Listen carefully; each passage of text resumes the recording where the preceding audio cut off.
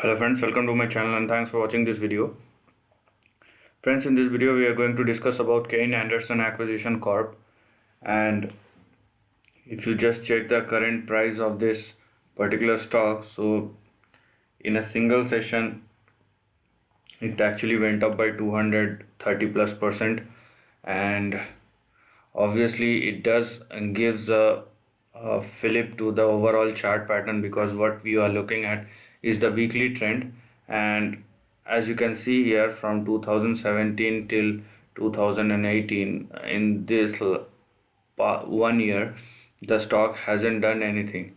It's probably moving in a extremely narrow band, and don't even it's look like it don't even move, okay, even on the upside or on the downside. And the uh, absolute numbers, the kind of movement it has shown in absolute number is very minuscule, so 193 and $210. So this is the movement which the stock has shown in the year 2017 till 2018, and after which, or in the later part of 2018, the stock started falling. And as you can see, the fall was indeed very steep, and it went down till 2020 March, where it has made a double bottom and it started moving up. And with this move, as you can see, in a single session it has broken out the resistance level, and obviously the kind of trend it has shown looks like the probability of going up in the short term is much likely. So we are going to discuss about that, but before that, if you haven't yet subscribed my channel, hit on the subscription button and also hit on the all notification bell to get the notification of my upcoming videos. Now as you can see, here, the stock has made its big low at 9.5, and from that the stock has first test this level in the month of May, then it has retest in the month of October, and finally shoots up on the upside with a big momentum. So these were your previous resistance level, as you can see, $17, and then you have $24. Now with this one move, this all this resistance has been broken, and thus it will now be act as a support level, all this level. So you have your first support, which was your previous resistance at 24, then you have 17, and final will be 9. So if the stock falls below 9, one should not carry any position, so that should be clear.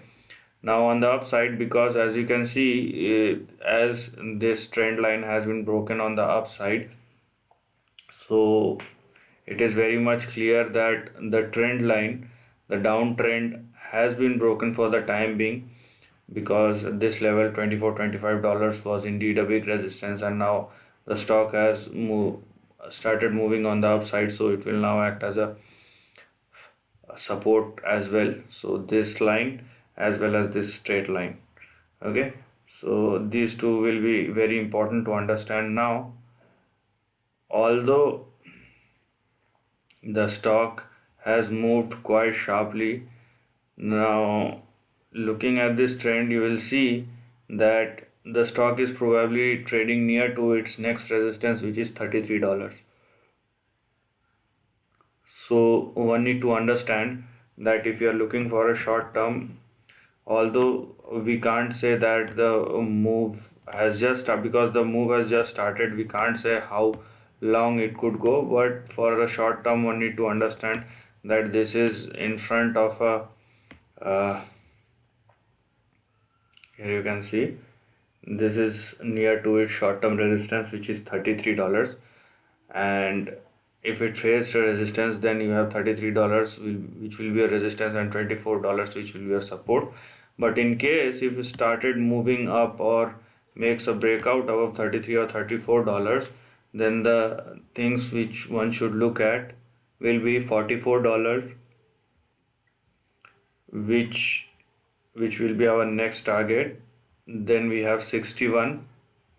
After 61 we have 105, and if the stock moves over 104 105, then probably the higher end of the range, which will be in between 193 and 211.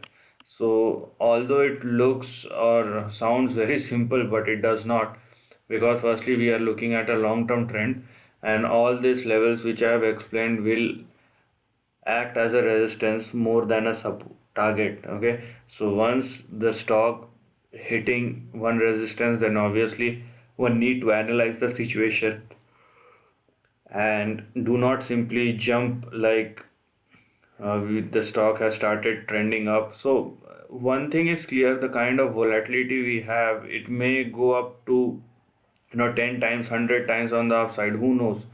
But it would be better for us to be disciplined and know our support and resistance levels and act accordingly. There is no harm in that. What you need to do, just trail your stop losses.